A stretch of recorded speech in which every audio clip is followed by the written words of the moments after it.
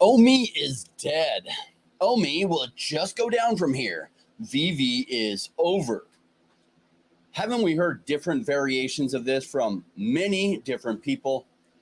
Even some of those with decent sized YouTube channels or Twitter followings. In fact, haven't we even heard this from a channel with hundreds of thousands of followers in the recent month?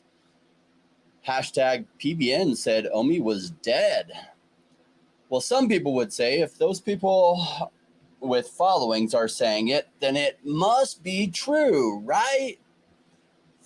I will say here, those people are unequivocally wrong. And most of those people just don't know what they're talking about. If you followed my channel, you know that I have followed VV longer than most. You might even know that I was the first YouTube channel that I'm aware of that covered the VV app in the beginning of March 2021. I said that anybody passing on the Todd McFarlane Batman was crazy and that it felt like I felt that it would be tremendously successful. And you know what? A lot of people mocked me back then. Why? I didn't know what I was talking about, apparently. Yeah, it only did 200x from that point. Maybe I didn't know what I was talking about. Now, I got many comments from people way back then. In fact, I always get comments about how stupid that idea is. And back then, it was, oh, you should focus on the real things of value. Well, history showed that one of us was right. Now, I would love to say that I'm the only one saying Omi's not dead, but there are many people out there that have not lost hope, that are as excited as can be because they understand that crypto tokens often swing too far to the upside and often swing way too far to the downside. One of the most vocal Omi whales is joining us today, and I'm looking forward to this discussion, as I know most of you are too. Now, many of you already know him. He will perhaps become one of the most famous, if he isn't already, Omi homies out there. Let's hear why he has been massively accumulating amidst all the statements that Omi is dead. Welcome to the Crypto Rain channel and our family. If you are looking for crypto news without context, you're looking for panic selling and FOMOing in, well, you can find that in a lot of other places, but not here. If you, like me, came to crypto because you realized the potential for life-changing gains over a 4 to 8 year period and are looking for discussions on becoming a solid, unshakable crypto investor that makes decisions based on logic and not emotion, well, you are in exactly the right place and with the right family, the Rainmaker family. The reason I created this channel is because I was once new to crypto 5 years ago. And back then I was looking for a crypto channel and a network or a group that understood crypto as an investment and discussed important things like investment cycles and projects and the pros and cons of those projects, the risk, and guesses at upside if those risks came together well. Well, I didn't find that, so we created it. And I say we because it isn't just me anymore. It is a family of Rainmakers, and you see them here in the chat already. You'll see some in the free Telegram group. The link to that is below, and you will definitely find them in our private Patreon group that allows you access to our Rainmaker private Discord. This is where the best discussion and best info is. There are other benefits too, but you will have to join us to find out. Do note, I'm not a financial advisor. I'm a crypto investor myself, and Randy is also an investor himself, and neither of us are financial advisors. So if you haven't already, make it rain on that like button and strap in for the show and help me welcome the real Randy Chavez. Randy, thank you so much for joining us. We lost your audio. Well, hello, everyone. How y'all doing? Thanks for having me. Yeah, thank you so much for joining us. Yeah, so I was trying to watch this video on why Marvel canceled Comic-Con, and so I put myself on mute so you wouldn't hear it in the background.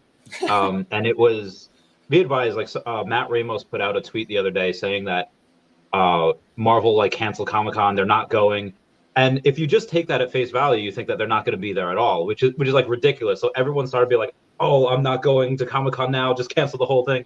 They're still going to be at Comic-Con. They're still going to be on the main floor with all the comics, with everyone else. They're just not going to be in Hall H. They're just not going to be in those that particular thing where they can promote movies and stuff. Partly because of the writer strike, partly because Jonathan Majors. But yeah, so that's what I was doing before. Now, Randy, for those that don't know you, you had a background prior to crypto in Pokemon cards. What was the story with that, and how did you do? So that was the like second or third thing that I did in finance after I got out of the military, and I was like, I had like $2,000 to my name. I had gone into high risk lending, and originally I was just there to like be on the phone and like get people's bank statements in so that the underwriters could underwrite. And it turns out one of like the three things that I'm good at is reading numbers and get more on me, Bill. Is reading numbers and going and deciding what is undervalued. So I did really well with that with the high risk lending, and this is my first big boy job, and the first time where I'm ever making like good money. I don't even want to say like decent. I mean like good money. And one of the things that I never did when I was younger was I had never completed that original 151, like Pokemon cards, like Ash's team. I never got to do that. So I was like, it was in 2018. I was in the hospital with for the second time that year with like an organ like failing, and it wasn't that bad. Like my appendix just got taken out, and I was like, okay, it seems like an organ is like shutting down every couple of months. I don't know how long I have left for this world. I'm gonna do it. I'm gonna take my big boy money and I'm gonna spend it on Pokemon cards. And it started off as just collecting what I liked, and then the the autism kicked in, and it was me going and saying, "Hey, there's a pattern here.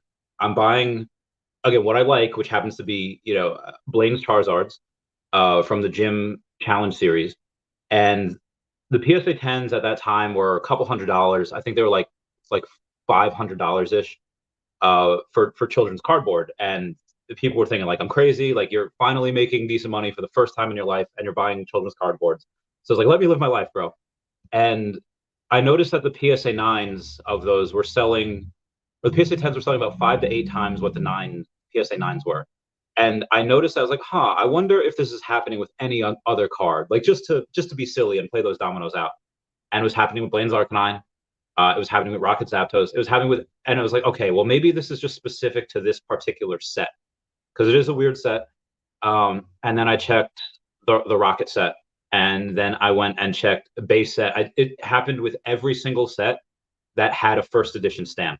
They only had those for like a couple of years, that first edition stamp. They haven't brought them back since. And I was like, oh my God, this is a pattern. And I noticed that the 9s were selling for twice as much as the 8s. And I immediately shifted gears in 2020. So I just collected for a while. And then when I found this out in 2020, I had 2019, 2020, right around the pandemic. I went super hardcore with it, feeling like, okay, nobody's collecting these. And there's so few people in it.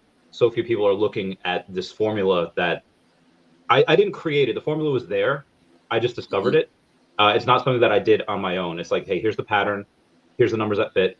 And I would go and I went from $2,000 in 2017 to the 150-ish in 2020. And then in the pandemic, everything, all my clients like got destroyed because they weren't allowed to work. And then I went super hard in Pokemon. I was going to switch. I was going to get out of high risk lending. And I had the biggest flip, the biggest claim to fame in the Pokemon world was buying a PSA 10 Trophy Kangaskhan. There's only like 40 of them out there in the world. I paid 80 grand for it.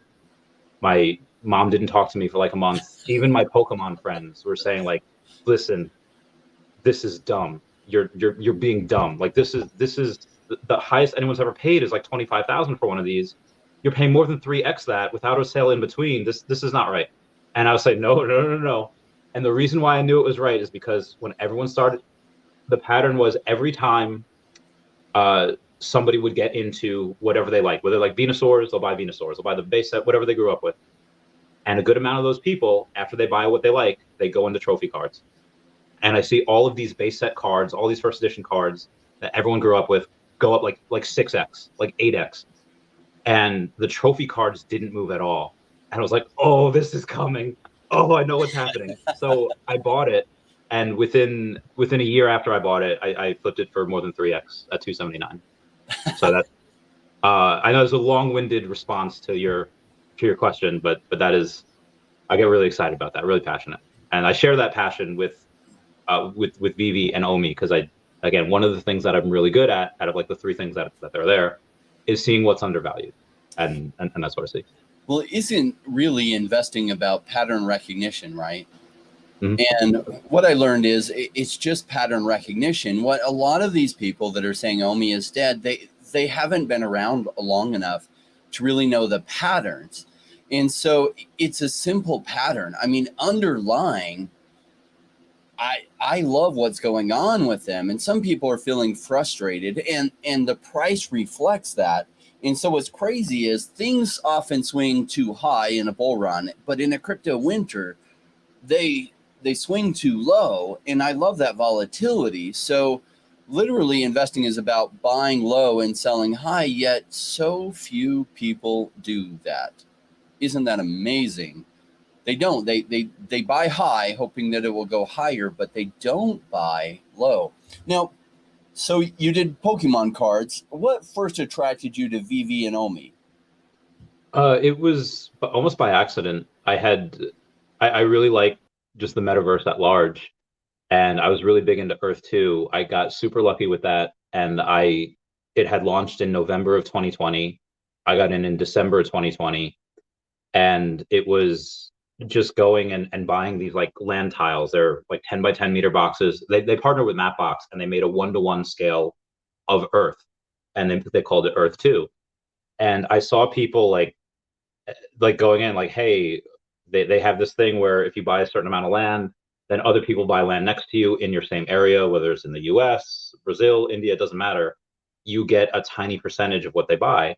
And I was like, oh, well, people are totally going to want to go in America. And here's where I messed up, is America was too expensive at the time. Every single tile starts at 10 cents. And the more that is bought, the higher the price goes.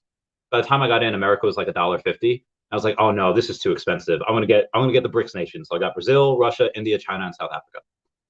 And then like within a year later, the US tiles went up to like $60 a tile. And I was like, oh man, I messed up really bad there. Because I didn't buy a lot of it. So when I was going in and they were teasing what chain their crypto would be on, it's called Essence. They teased that it would be on the Go Chain network. And I went and it's weird. There's a very interesting parallel between Vivi and Earth 2, is that they both had the same person, he who shall not be named, really mess with them and delay them for years. But I go and I see like, okay, what's on Go Chain? I'm looking for something that's super high. There's a lot of supply and super low volume. There's like no cost to it. And I find Omi. I was like, oh, this could be really interesting. And I make a video like, could Omi be this thing? And then I go and I look into Omi and say, oh, it's attached to Vivi. Wait, I heard about it. Wait, I downloaded this app. And then I downloaded the app, or I remembered I downloaded it. Somebody told me about it, but I like didn't really understand it at the time.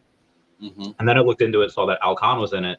And because I love Pokemon so much, I knew who he was. And I called my friend Dan, it's like, sell everything you have right now and buy Omi. So that's where that's the connection I got into it. And that's how it came to be. You know, and what month was that, would you say? That was back in 2021. What month in 2021? Well, I downloaded the app in February, but I could find out for you right now. I remember going and saying, I post on Facebook, how do you buy Omi? And if I go and I take a look at it, I can go to the posts. Oh, maybe it's not. All right, maybe I can't do it. But I forget my exact wording. But it was I think it was April of 2021. At that point, I had still had a bunch of Tesla stock. My goal at that time was to have, I think I had like a Bitcoin or two. I had a bunch of Tesla stock. I had all these Pokemon cards. The goal at the time was just to, I think I had just retired, and I had one, and like, okay, well, I'll keep the Tesla stock. I'll keep the Trophy Kangaskhan, but I'm gonna really get into these Pokemon cards, or get into Bitcoin and do something else. Hmm. But as soon as I found this and knew what the metaverse was going to be, I immediately thought, okay, this is going to be huge. And I at that point I decided to sell everything for it. Well, now I want to talk about some negatives, right? Because there's reasons why there's a lot of people running around that's like, Omi is dead. Oh, VV sucks, blah, blah, blah. And it seemed like the VV app development had very little progress for a long while, for like 18 months. The number of updates was very, very few, and just everything was soon. And it led to a lot of people feeling impatient, and also the Omi token price tanking massively downward during the crypto winter. Isn't that a sign that Omi's totally dead? If you take a look at the chart and you take a look at and let's say you don't really know the project at all, Mm-hmm. yeah, anyone that's in TA would be like, there's no volume, it's not on any exchanges, it doesn't have any utility. Like there's and I think part of the reason why I'm so confident is because it was, I forget who told it to me back in the day, is like you have to argue the side. If you're going into a debate, know your opponent's side and their point of view better than they do. And if you go and you look at it, I could make the most precise, exquisite FUD piece video if I wanted to right now, because that's how I go into this. Okay, learn all of the negatives and play those dominoes out. So if you look at the chart, yeah, there's not a lot of volume, but you have to look deeper than that. It's like Rafiki telling Simba, no, look harder. And when you finally when you finally take a look at when you take a look at that, you go and you say sexual garters. It's it was 2018. When you go and you take a look at that, you see, oh hey, it's attached to this project and it's, the connection is really loose, but this project that it's attached to is doing like $1 million in gross gem sales each week. So it's not their net, but they're constantly selling out stuff. I think there's only 2 collectibles that didn't sell out in June, and there's like 1 or 2 comics, but they're constantly selling out. There's no other place that's doing that right now. And if you have them making money and they have content for years, if they got no new licenses, if they didn't go to Vegas this month and they had no new licenses, they would still have content for like at least 5 years. And it doesn't look like people are slowing down. So at some point, they would get the tech right. They would get, almost on accident, they would have the token integrated with the app, even if they had no idea what they were doing. But And Randy, Mhm. multiple YouTube channels and lots of people with Twitter followings are saying that it's dead. Why would you be going the opposite way as them? Don't you know just to follow?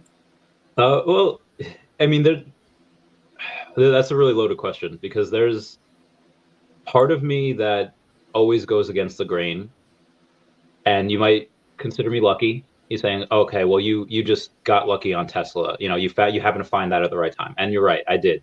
Tesla was traded sideways for like 6 years, and I happened to get in right as it was going up. It went up. Pandemic happened, it went back down. You had the K-shaped recovery. I got in on the way down, and the same thing with high risk lending. You don't know anything about finance. You've never been it. People have been telling me this all of my life, and as far as finance goes, as far as these big calls, I haven't been wrong yet. And and I know that's really dangerous thinking. Okay, the house is going to win at some point. You can't always do that.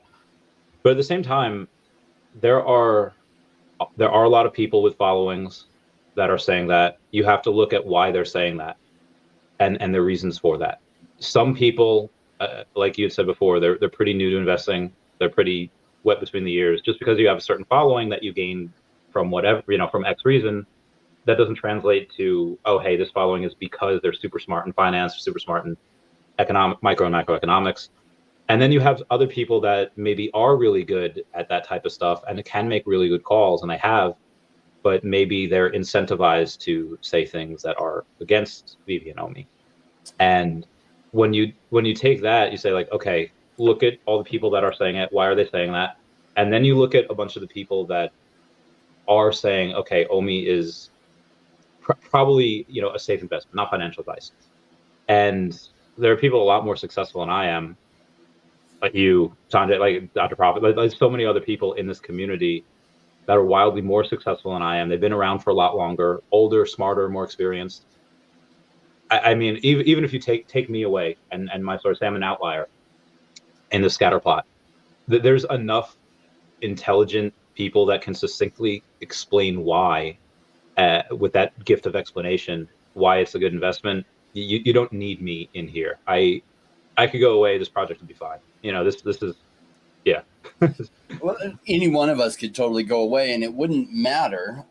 Dr. Profit is a legend and he is bullish on this stuff and he has an amazing track record in business and other things. The guy is a genius and he is going all in. But there is a YouTube channel with over 400,000 subscribers that said, Omi is dead. They must be right. What's funny is I was thinking about it because I actually really like that person's channel. I feel like of the different crypto channels, there's a lot that are just like entertaining, but they don't really know what they're talking about. That particular channel uses a sentiment indicator. And so if you follow sentiment, and sentiment on Omi is down, and it's down for some real big reasons. Number one, crypto winter, everything sentiment is down. Combine that with they didn't address the tech team stuff as fast as we all would have liked. So it caused some residual resentment on top of that those two things compounded. But I feel like they fixed that problem. They fixed it very well. And the last 2 months, I'm so excited because I feel like that major thing that I was concerned about that started to really concern me has been addressed very well. And I'm just seeing stuff come out in rapid succession. I'm like, yes. Oh my gosh, it's kind of like when, someone's up at bat and you got David Yu at bat and you're like, yeah, I'm pretty sure this guy can hit a home run. And then he just cracks that bat on the baseball and you're just seeing it leaving. And you're like, oh yes, that's going out of the park. And that's what I feel like. And so it's funny that some people are like, oh, Omi is dead. And I was like, you couldn't be more wrong. And I often make the comparison way back to the last crypto winter with a project that now people who weren't around don't realize the level of FUD there was. And that project was Cardano. And everyone's like, oh, yeah, but Cardano's huge. It wasn't. Its market cap got massively savage in the last bear market. And 95% of the chat on Twitter was saying that Cardano was dead. They were in a lawsuit with one of the people who was running the Cardano Foundation, who wasn't doing crap, and they were trying to get him out so they could put somebody in there that would do good stuff. So there's this big lawsuit. They were like 3 years behind schedule. People are like, oh my gosh, VV's so slow. And there were about 18 months where there wasn't much updates and they were behind schedule. Cardano was like over 3 years behind schedule. And people were freaking out and, it's worthless. And like literally on YouTube, if you're like, no, Cardano's going to hit a home run, you'd be like, savage by all the comments. You're an idiot. You don't know what you're talking about. And Cardano went down to 3 cents and then even to 1.7 cents. So me and a few friends were just like stocking up like crazy. In my little bits on Cardano, I put in as much as I could. That alone, if I had no other crypto, made me a millionaire in the bull run that then happened. But I wasn't listening to all the people like lemmings running off a cliff like, Cardano was dead. Because when I looked deeper, there was substance there. There was good things behind it. It was just FUD related to the delays. Isn't that what we're seeing with VV? It's just there's so much substance there. And yes, the token doesn't have utility. In the last bear market, that's what they're saying about Cardano, because Cardano didn't even have their testnet live. And they're like, it's been open for 4 years and it doesn't even have any utility yet. Isn't that the same thing we're hearing with Omi? But that utility is around the corner. So wouldn't it be better for me to buy when all these people are jumping on the bandwagon that Omi is dead, when I can see, this tech team is nailing things out and they're working on the utility and that's coming down the pipeline? Doesn't it create this perfect storm that's like, oh my gosh, those pitches that you wait for? And David Yu's there at the bat and he's just like, and I'm like, oh yes, baby. Yeah, and so we'll go with this first. When you have talking about pitches, talking about the baseball, I think it was Warren Buffett that said you don't have to have for baseball, if you have 2 strikes and a pitch is coming, and let's say it's on the low and inside corner, and you have to swing at that or else you're going to be out. Maybe you only bat 137 on the low and inside corner. You really want the above and away corner, and that one you hit 567. Slugging percentage is ridiculous. Well, you can't always wait for that pitch. But with investing, you can afford to wait for all of these pitches to come in, and you could afford to say like, hey, this is a bad project. And if you have a rule on only investing in certain things, you could really go. Saw that before. Sorry, I had to laugh at this. I got You banned by PBN for congratulating him on 7.9 billion views on YouTube. Many months to the hero.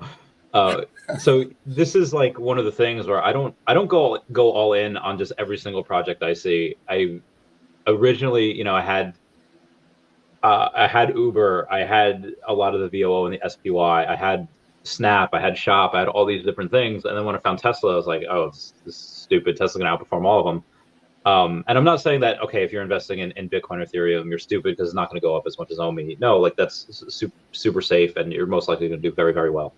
But the reason why I'm so comfortable with all of these delays is because, one, the clock's back a couple of years, Earth 2 had all these delays, and now they're rolling everything out every couple of months. Going even before that, I searched for the email. I have 2 emails here. Oh man, did I mess it up? Oh no, I did. I have one on April 11th saying thank you for your order for the Cybertruck of 2020. And then I have another one right before the full self-driving went up on June 30th of 2020 saying thank you for your Cybertruck. And we were told we were going to get that like the next year. Like in 2021, you'll get end of 2021, 2023, and we're not getting it this year.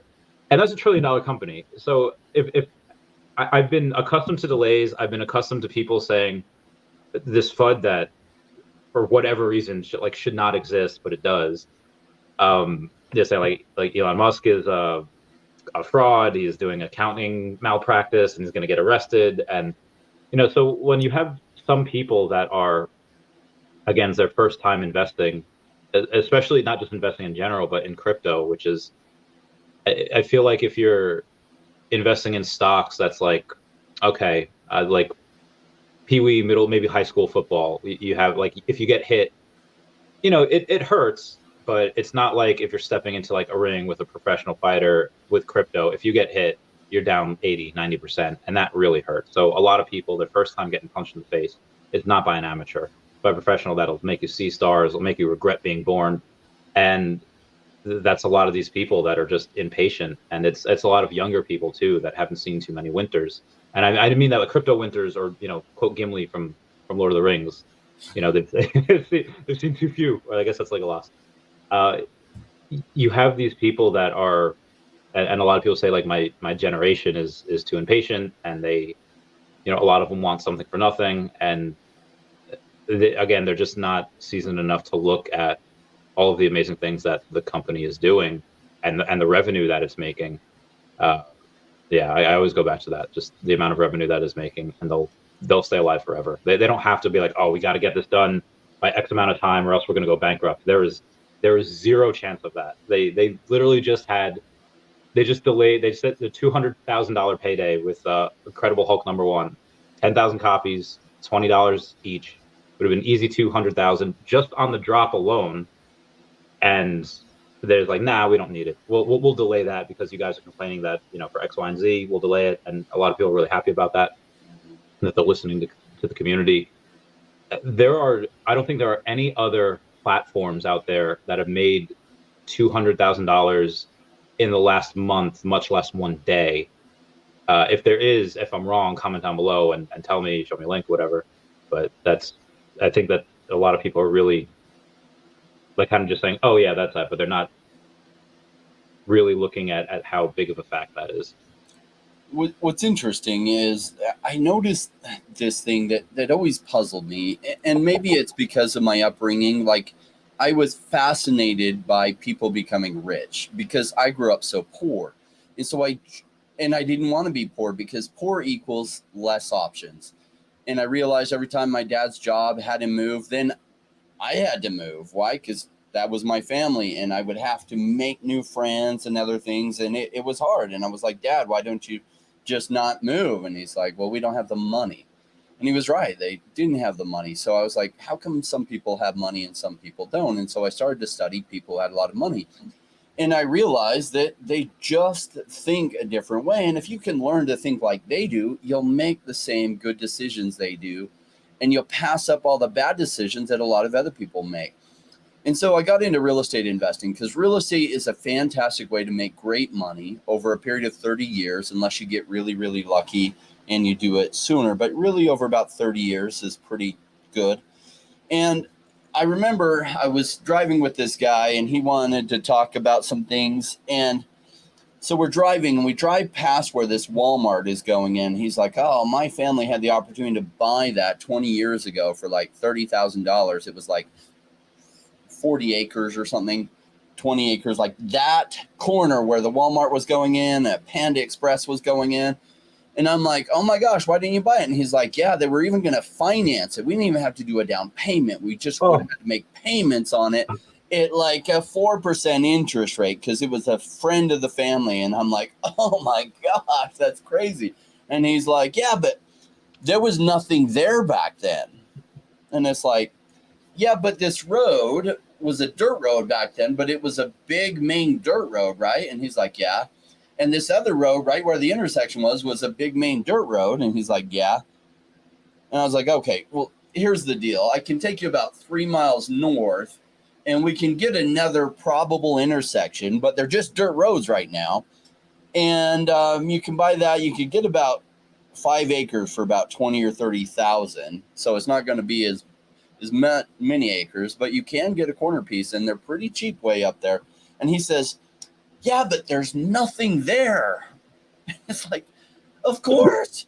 Why do you think it's so cheap? Because if you wait to buy it right before Walmart's calling or after Walmart's calling, it's no longer cheap. And it was going for $1 million to $2 million per acre at the time that Walmart's building there, right? And so, like, what I realized is he just doesn't think right.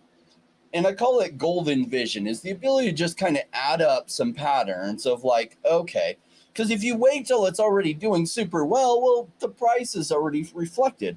So you have to be able to do some analysis and be like, okay, nobody's noticing this right now. In fact, Paul Barron Network not noticing it, that they fix the technical issues and the sentiment will turn around and the bear market will turn around. And as it does, Omi is so well positioned for this to be a huge home run. Oh my gosh. Wow. And the fact that so many people aren't seeing it is like amazing because otherwise the price wouldn't be so cheap. That's how Cardano went to 1.7 cents and then later went to $3.40, a 200x on a high market cap project. I mean, at the time it was only like the market cap was way down to like 300 million, which is so low for a massive project like that, and maybe even below 300 million. And where's Omi's market cap today? In fact, I can look. It like is 178, give or take. Yeah, it's all the way down to 162 million. Yeah. Wow. When you go and you talk about, there's two things I want to really address there. When you talk about the way they think and their spending habits, I always go to the Big Bang Theory on that one episode where Penny starts like a business of like little hair things. And when you go and you take a look at that and she gets like an order of like $2,000 order and she has the guys helping with it. The first thing she does, she doesn't fill that order. She doesn't like immediately go right to work. She goes on the internet and says, I'm going to buy shoes. And there's most people that I know in life, as soon as they get the funds, what are you going to do? I'm going to buy this, that. And they're not using the word invest. I'm not going to invest this. I'm going to make this last. I'm going to grow it. I'm going to buy this. I'm going to ball out. And so when you go and you take a look at just the population in general, what do you do when you get a big drop? You have a lot of gems. It's very hard to keep them. It's very hard to cash them out. You just want to buy.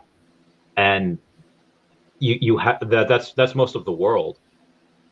And as most of the world, again, we're not even in like Japan yet. Like, yeah, we're in Europe and, we're in America and some of the, Southern American countries, some people have it, but this is not taken off yet. And you're right. Like none of these catalysts are priced in. If it was priced in, the price wouldn't be like this. And I've seen this before so many times. You have these major breakthroughs, like you have crafting coming in. You have the wait list for the collectibles that came in. The comics are going to come soon. You have VV versus Beta, which I get it. It's delayed. FUD. Oh, you either believe it's going to come or it's not going to come. That's what she said. And it's definitely going to come. It's definitely on its way. And you can't go and say that it's not going to be around because like we know it is. They've delivered on pretty much everything. Again, some things have been delayed months or even years. but we have seen it. When all this is priced in, and it will be, it's going to be rocket to the moon, pop off like Vesuvius. It's going to be nuts. I wanted to make sure I shouted out our super chats. Bill Gardner with 2 of them, one at the beginning, which I did bring up on the screen. Let's go. Just bought more Omi. Let's get this bread. He says, how is it? 100,000 hours I've listened to Randy. I didn't know he lost his appendix. Daniel Lee joining us. Daniel Lee, one of my favorite Omi homies. I haven't watched a Komi VV fam YouTube video in a while. This is an absolute pleasure. Thank you guys. And Toyota says, great vid, guys. Great, good to see Daniel Lee in the comments. Yeah. All right. It's always a pleasure being on here. This is yeah. Always a pleasure being on here. I love it. It's you didn't go to NFT NYC this year, did you? No. Why? Well, so it's about opportunity cost and how much more crypto could I buy with those funds. And so it's just like when everything's so cheap, it's a good problem to have in that, like, I put everything, I load up as much as I can. Like, I slow my spending in life like way down. Like, why? Because I'm trying to buy as much as I can. I'm trying to spend as little as I can, so that all goes into crypto. And I know it's already made me amazing money. Should I be doing that? I don't know. My goal is like 40 million plus after taxes, because at 40 million, you're solid. You can take 30 million of that and invest it in things like buy a nice house, but then 30 million in some other things that provide passive income, leaving you 10 million still in the crypto space. And pretty much you're completely set for life. And so it used to be like, oh, you're a millionaire. And it's like, place that I'm in, a decent house costs $1 million. So a millionaire doesn't retire anybody here. It would if I was in the Philippines, though. Oh, yeah. You know, or parts of Central and South America. Yeah, but not where I'm at. Yeah, that's what I really like to do, too. I like to, my lifestyle hasn't changed for like 13 years since I moved out of my parents' place in 2010.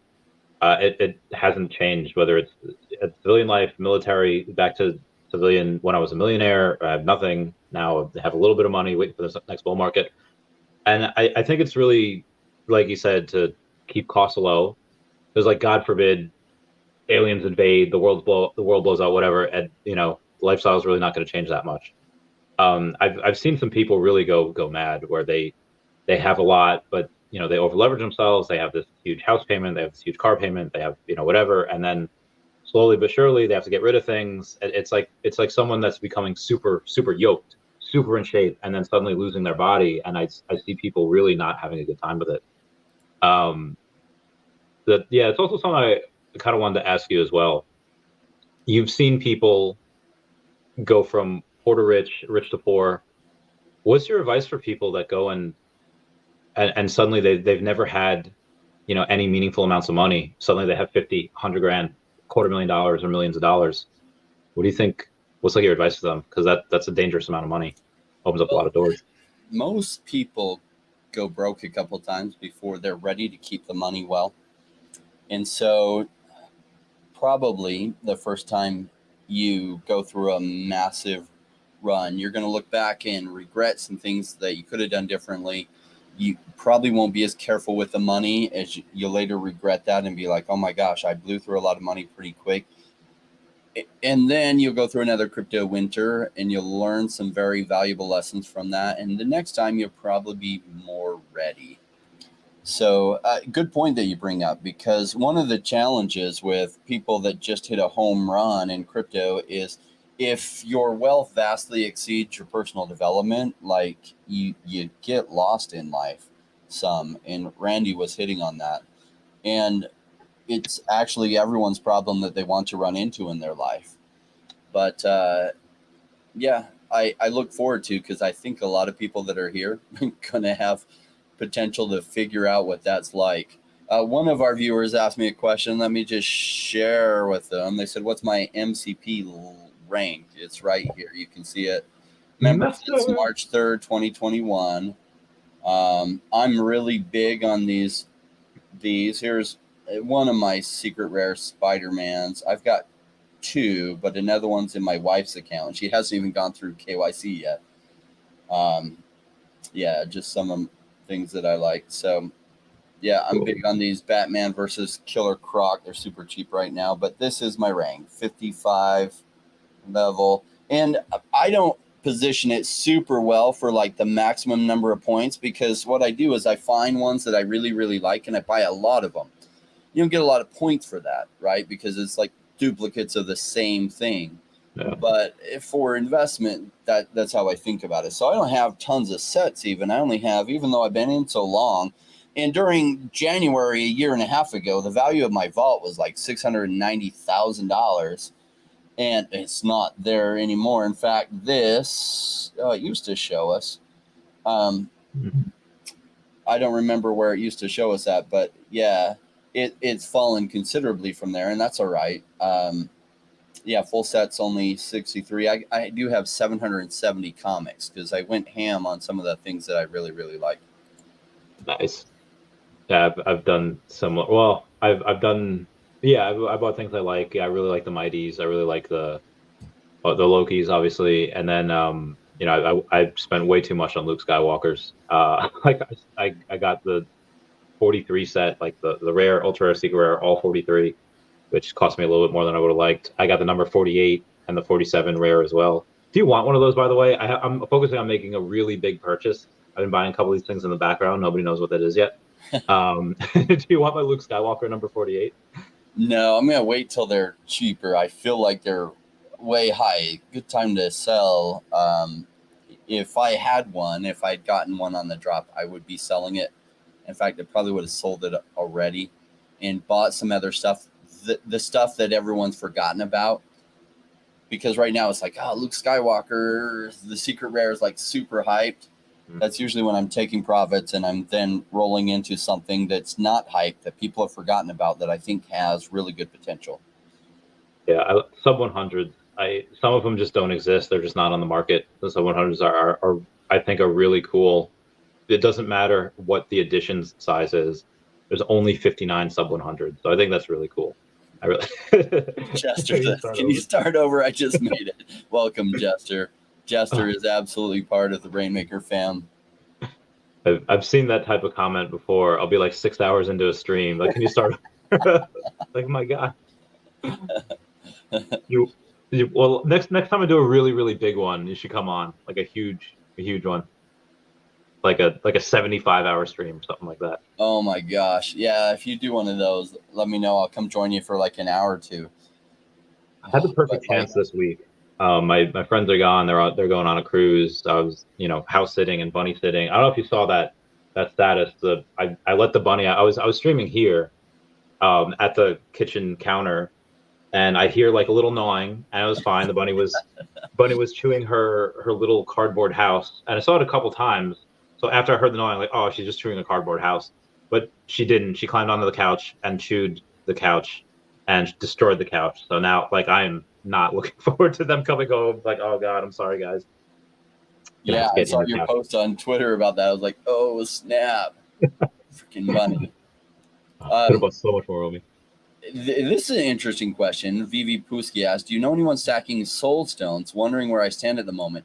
I was actually hoping that their price would get savage pretty hard and people would forget about them and they would go really cheap, because it is the first item that you could burn for, and it should be now a fixed quantity, that possibly they do really, really well. Let's see what they're going for on the market. I think this secret rare Eye of Agamotto, there's like 800 of those left, 700. There's not a ton. Yeah, and so soul stones looks like they're all the way down to $5 for a good min number on that for somebody, because it is a first. And what I like with collectibles is firsts that are a big deal, and sometimes they don't become a big deal for a while. Like the Todd McFarlane Batman, I was like, this is the first Batman. NFT slash digital collectible out there, that's a really big deal. Even though there's a couple Batmans released in that, they say the Todd McFarlane one is the first. Yeah. And, and people are like, but it's $80. And I was like, yeah, but like, this is the first. It's a really big deal. And a lot of people argued with me about that. It went to $16,000 or 16,000 gems. That's like, I'm like, oh man, 16,000, that's a lot. But 80 was like, massively on sale. And so it was a first. So first happened to be a really, really big thing, especially if the platform survives. And with VV, I'm seeing the right things that are going to keep it in the number one spot. And the development is on track. They're rolling things out. Like, I feel like things are moving and shaking again and like getting done. And I'm so happy about this. And yet we have this special moment in time where like the price is really, really good all the way down to, gosh, so many zeros in there, but essentially that's 0.062 cents.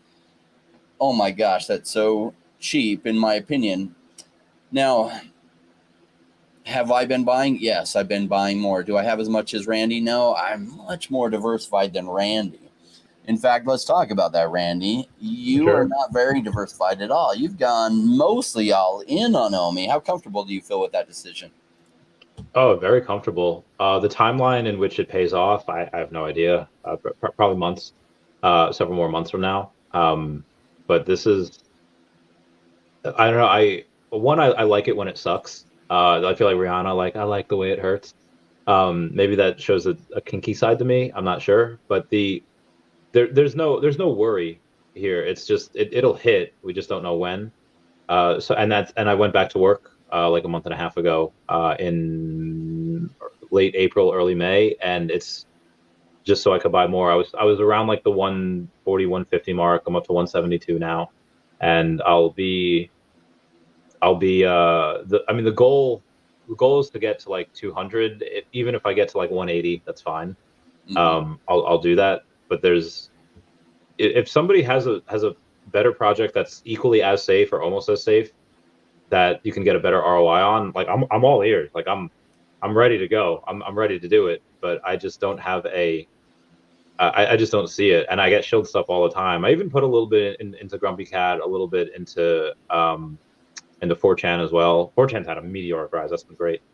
But I did diversify a little bit more. I spent a little over $8,000 for the Luke Skywalkers, and I've spent about $5,000 so far in this other collectible that I'm getting. I'm not telling anyone what it is yet. And then I am once I get enough of those, like, okay, I did it. But the reason for getting a lot of these is not because I like Luke, he's great, but it's because there are other people that love Luke. And not very few of them are in here. And the goal of getting these is so I can sell them when we have Omi to NFT, which did get delayed, and I'm a little salty about that, but I'm happy that they're doing other stuff first. Like in place of that, we're not just delaying it and that's it. We're delaying it because we're putting these things at the forefront. But it's really to get more Omi. I don't think I've ever felt more confident in any other decision. At least for the return I'm going to get. I was confident that I would get X amount of return, whatever, in Pokemon, X amount of return Tesla, but for this high thing, I've never had anything like this before. Because in stocks, it's like if you get a 6x in stocks, that's like amazing. That doesn't even usually happen. Yeah. But if you get like a 6x from the bear market to the bull market, well, at least it didn't die, but you massively messed up. Unless you're investing in like really large caps like Bitcoin or something, but like the smaller cap, higher risk altcoins. And what I like is I don't see anything on the horizon that would truly kill VV. So one of the things I was evaluating with Cardano 4 years ago is there things on the horizon? I guess 3 years ago was when I stocked up the most. Are there things on the horizon that would really kill Cardano? And I'm like, no. And so I was stacking massively, right? It was just FUD. And it was like FUD that didn't really add up, given looking at development times and the reasons for the delays made sense, even though nobody liked them. And it's the same way I feel with Omi today. And I get excited when things are, in my opinion, massively undervalued. In fact, it energizes me. Why? Because in order to make money in things, I have to buy low so that I can then sell high.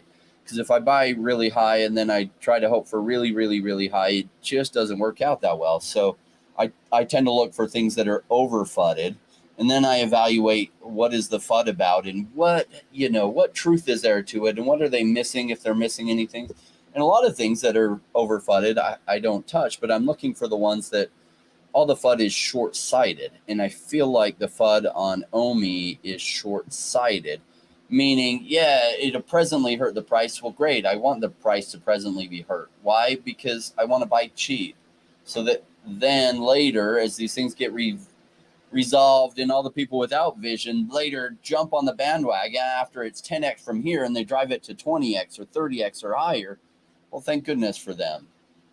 They didn't want to listen when it was really cheap, and that's okay. I just know that there's lots of people like that. But I also know that a small percentage are smart enough that when you make an argument to them that makes sense, they'll jump in and do their own research and be able to make their own decision based on their own research and see if they find that your logic holds. And as they do their own research, they find similar things that it will help a lot of people, kind of give them a clue of what to look in on so that maybe they can do well too. Yeah, I do get, it depends on the person. There's some people that just get like downtrodden and they're like crestfallen and they say, oh, I just don't, I got wrecked on this coin, which a lot of people lost the paper losses, a lot of money. And they lock in those losses and they sell when they're down so much. Like, oh, don't do it. And yeah, I hate to see that, especially when they're good people, especially when they're people like they made the right decision. They were just early and they're going to sell. And but then there's some people that are just a-holes, and there's like, I was like, okay, I don't feel too bad about you. That's fine. What's funny is like one of my bigger things that made some good returns on, and I sold way too early, was this little project that like nobody would listen to me on. My wife thought I was absolutely crazy. In January 2019, the first video game that was one of the early video games that was being developed did a land sale. And I thought, oh, this makes sense. Land on the blockchain, and this project looks okay. Like they're kind of saying it'll be somewhat like Pokemon a little bit, but the characters are actually kind of ugly, but they're a first. So, I was all excited. I put $4,100 into the land and, went and told my wife about it. And she's like, you put $4,100 into fake land in a video game? Like, what are you thinking? And so like every month she'd be like, how's that land doing? And for about 18 to 24 months, it actually went down in value. And I was like, and she's like, where's it at? I'm like, I don't even know. I stopped looking, but I think it'll work out really well one day. And there were a bunch of people like fudding on it, right? Because like it did bad. And what happens when the price does worse? You get all these people like, this is terrible. This is terrible. But the team just kept working. And I was concerned about the strength of the team. There was like 4 people and I saw an AMA with them. I was like, I don't know if these guys can carry this off. But then Animoca Brands came in and partnered with them. I was like, okay, I feel better there, but I don't know if this project will survive. But I was too stubborn to sell. And then all of a sudden it started to get some traction. And then some more traction. And this project is called Axie Infinity. And now everybody's heard of it. But these were the early days, and nobody had heard of it. In fact, as you tried to tell people about it, you say, gosh, I think this is massively undervalued. You should take a look at it. People would just laugh at you because most don't have golden vision. They don't say, let me dig in and look deeper. Oh my gosh, I think you're onto something. And I sold at about 100x, which was great. It went 3,000x from the price I bought at. 3,000x. So not even at the bottom, because remember, it went down a whole bunch before it went up, but just from the price I bought at. And it was pretty incredible. I also bought Omi in the pre-sale. So that one ended up doing pretty well. So Yeah, that some was of these great. things, it's like you're listening when a lot of this stuff is early stage investment. When people get into the crypto market, they don't realize you're actually a very early stage investor, and you're going to have to do a lot of sorting and sifting and okay, what projects have good ideas, what ideas might survive, and you really have to research a lot. And a lot of people come into this space and think, oh, this is fun, and they just start throwing money around at things because they're fun. And you know what, if people are buying in a crypto winter like this and the project is still surviving, their chances are actually kind of decent from now going into the bull run. But if they're buying in a bull run going into a crypto winter, boy, they're going to get savaged. And even from here, you can like just about everything so low that if it survives until the bull run, it'll probably do well. But certain ones with really good things will do exceptionally well. The kind of well that stocks can't even do, right? So Tesla like hit a total home run and did like 7x in a year, which in the stock market is like unheard of. Like that never happens. It And was a great time. yeah, in Axie Infinity in a year time did 3000x, which is unheard of. That doesn't happen very much. In fact, it did more than 3000x. It did like 9000x from the bottom in 1 year. So that's what gets me excited about the crypto space. What has you excited? What has you here versus all the other things you could be doing? Pokemon cards, other things that have value, and yet you're focusing 100% of your time on crypto. Why? This this is the future. This is a and I don't want to give all the credit to like, oh, this is just me completely sober. I'm not. I'm drinking, but but it's been and for people like kids are watching, whatever, cover your ears.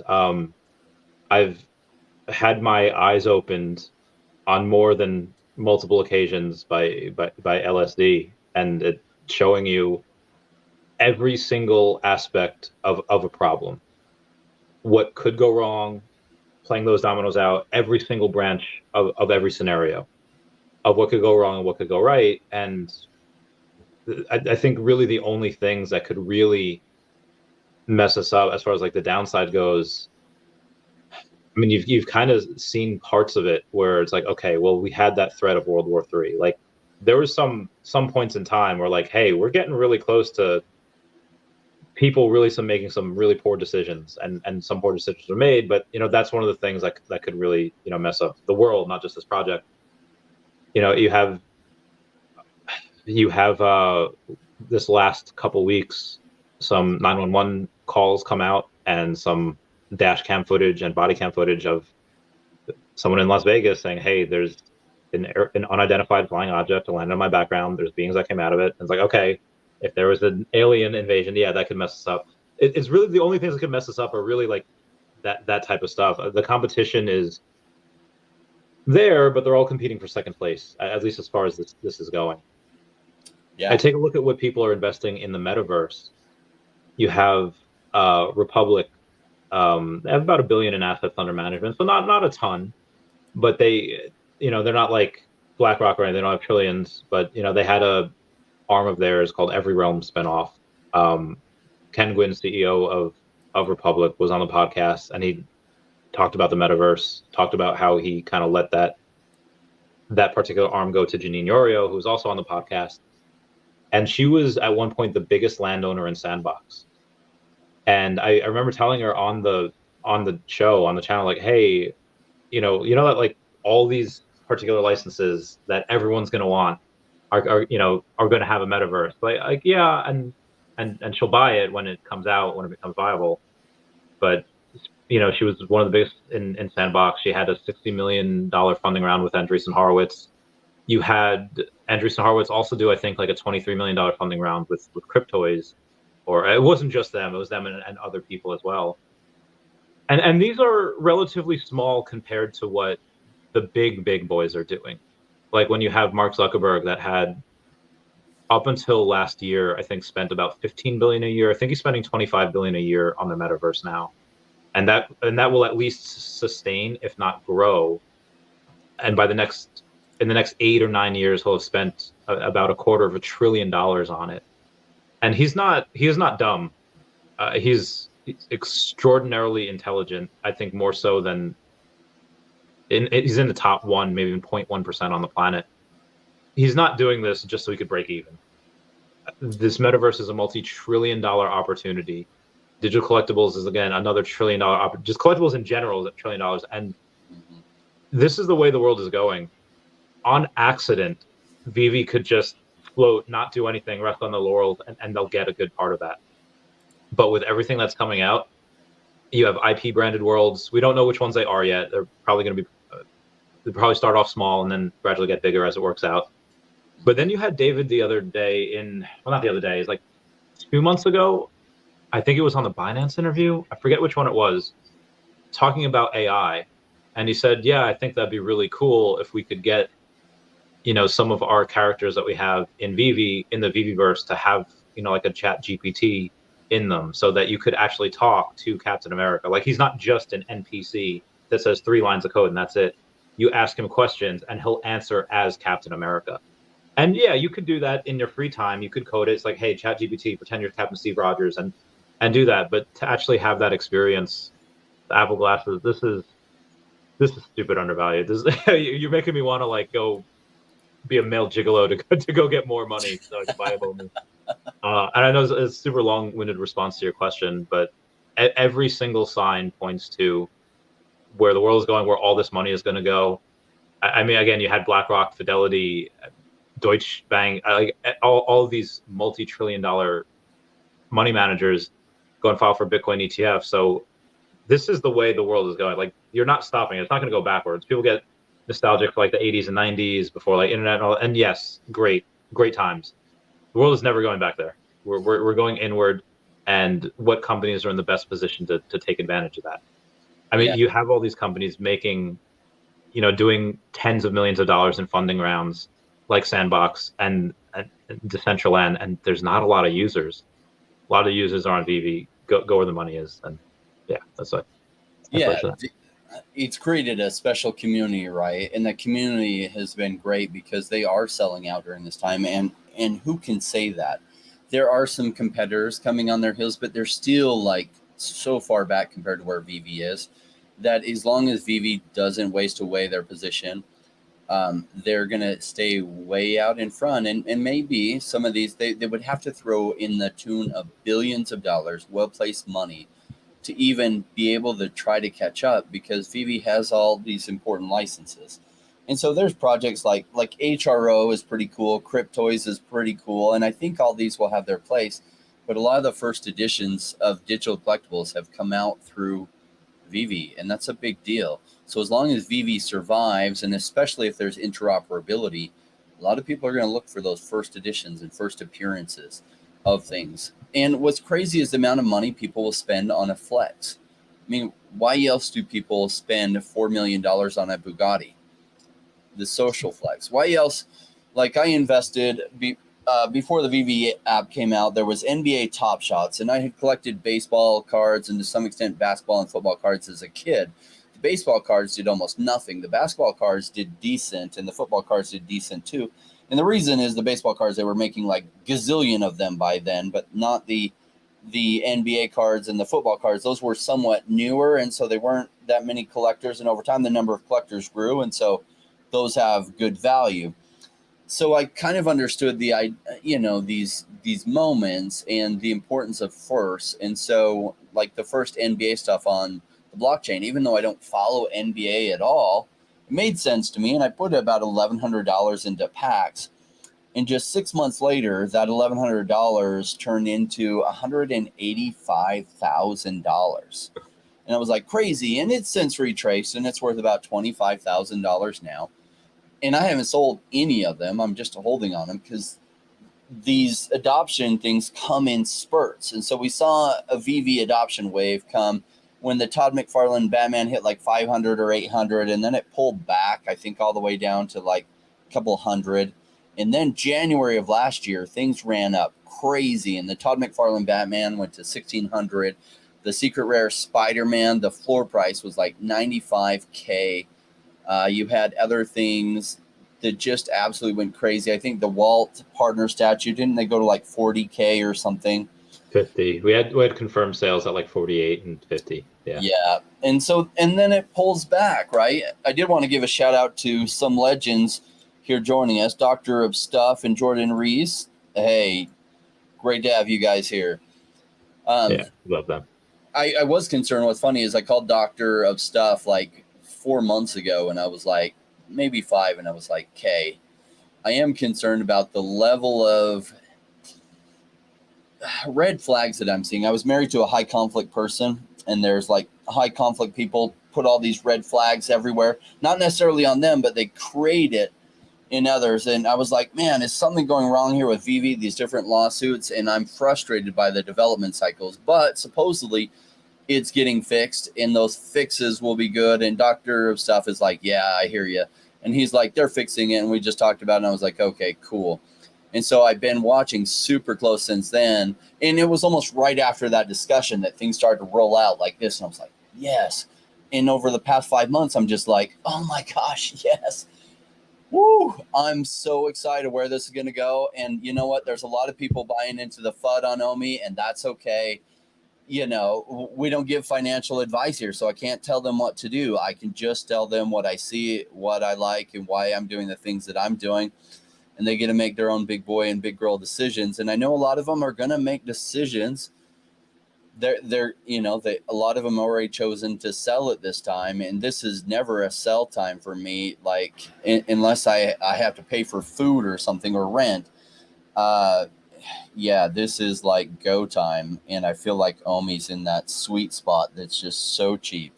It is go time for those that are prepared, those that have vision. See what I see. Well, great.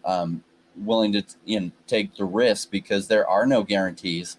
We could have World War III, and who knows how collectibles would do during that time period. After, probably do great, but during that time period, fair to say it would just delay the inevitable, unless, of course, all the computers on the Earth get nuked. And if that happens, what is your digital money worth anyway? Pretty much your gold bars locked underneath your house for the 2 of you in the audience that have that. They're the only ones. They'll be the only ones with money. I'm very, despite what you see on Reddit, 4chan, Twitter, where a lot of people are super negative, I think when you go and you take a look at humans in general and just how, I watched this video on TikTok the other day where they put men on one island and women on another island to see how like they would survive, and and just how interesting like humans quickly revert back to their animalistic nature, and it's like a bloody miracle that we're not all like pillaging and robbing each other. And just why? Because we've built up this society. And I get it, we're in the first world here, and you go and you take a look at the first world is a lot more civilized than maybe some parts of like third world countries that I've seen. That's god awful, but the trajectory in which I see humans in general going is really good. I don't think you have that mutually assured destruction. World War III, I think, would be more of big countries using smaller countries via proxy wars, and that's kind of what you're seeing now with Russia and Ukraine. I don't think you'll have a big war like that again. They'll use the smaller countries that don't have nukes, that can't stand up for themselves, and they'll go and they'll probably do that.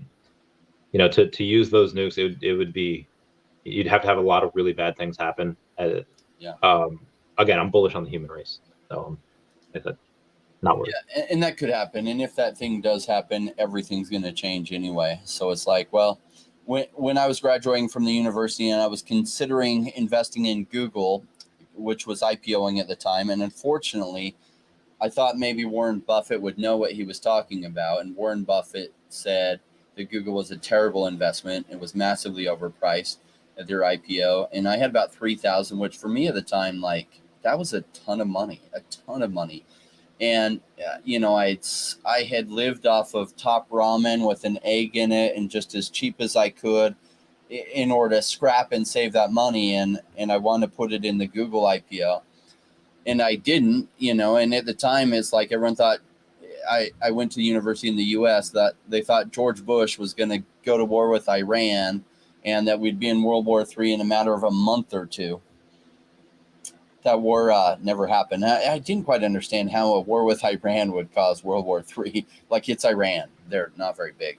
And unless Russia got involved and then China got involved. But I was like, oh, okay, you know, and all the newspapers every day were going to be at war with Iran within 2 months. And so just have to make your investment decisions anyway, unless you have insider news, which if, you know the CEO of BlackRock, you might, or if you know, somebody top levels of the White House, you might have some good insider news.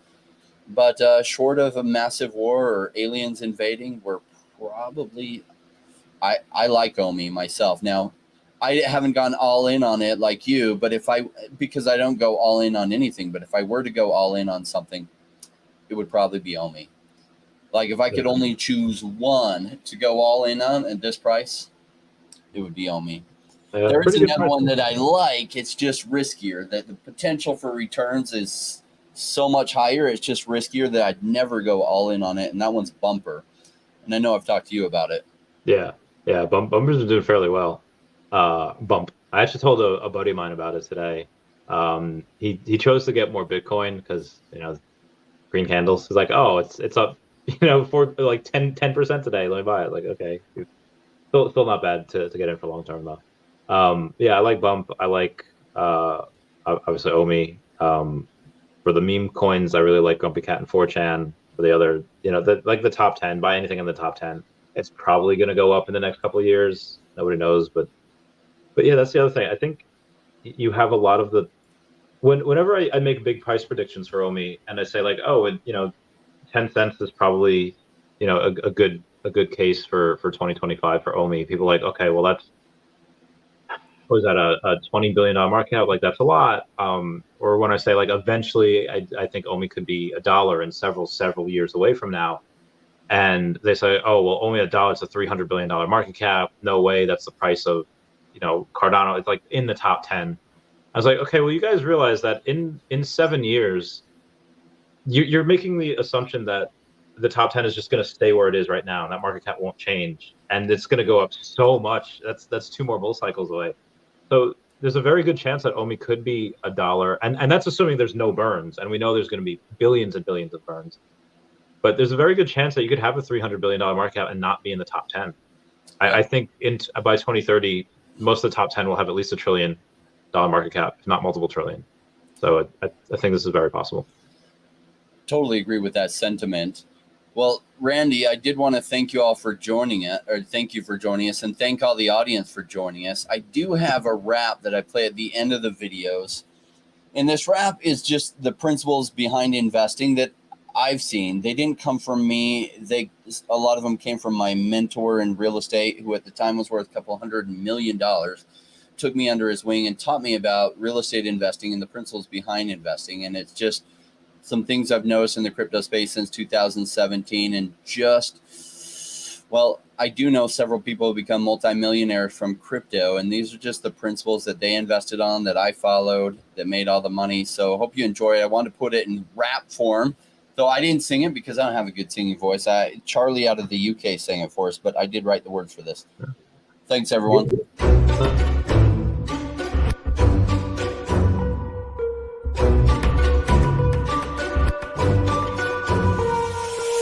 To the space, chasing all of the gains, chasing the pumps and all of the hype trains. But like in life, it's bad before you could. It was told to buy when it was pouring like a rain, make it should. I buy when it's down, don't chase the boats that I miss. Cause I always make the time in mind. I stick the one out, cause I'm patient like that. And I'll wait for the right time. I sell when it's high, I buy when it's low. They call me rich, they call me smart. I'm just a rainmaker running the show. Calculated investments, I don't lead with my heart. The principles are simple, to leave it alone. Why when it's boring, just gotta be smart. I sell now when it's hyped, like all the channels they pump it. That's when I was selling, go parabolic and dump it. They call me rich, they call me smart. I'm a rainmaker, making my own start. I'm with the future, learning the past. Makes it time fly by, years going so fast. The game plan is mine, I'll own it now. When I reach the top, haters asking me how. Cause I'm a rainmaker, investments I love. And I follow what I learn, not relying on luck. Time is never better, the time like the present. The next 5 years is a gift and it's feeling like heaven. I'm committed to learn, to study and to know that nothing comes easy, but with knowledge the game show. Sticking out this road, cause soon will come a bear market. Learning and growing, and when it's slow will be the target. Naysayers come out, Bitcoin is dead. The massive decreases can get to your head. Sticking around, the time is better. I'm strong like that, I'll let the others be fretters. 2 years time, the ball will bring back the gains. That makes it worth the effort, cause here comes the rain. So let's go rainmakers, let's make it all happen. Let go of the hate, let the haters be crafting. I'm here for 5 years, let's do this together. The time is right, the time could be better. They call me rich, they call me smart. I'm a rainmaker, making my own start. I'm with the future, learning the past. Makes it time fly by, years going so fast. The game plan is mine, I'll own it now. When I reach the top, haters asking me how. Cause I'm a rainmaker, investments I love. And I follow what I learn, not relying on luck. Haters be hating, the time to slow down. Addressing what they say when I'm wearing my crown. They're chasing green candles like someone who was new. I got a vision that was bigger, helping me to push through. I'm still human and sometimes it is rough, and that's what makes me special, simply I stay tough. Cause I'm a rainmaker, investments I love. And I follow what I learn, not relying on luck.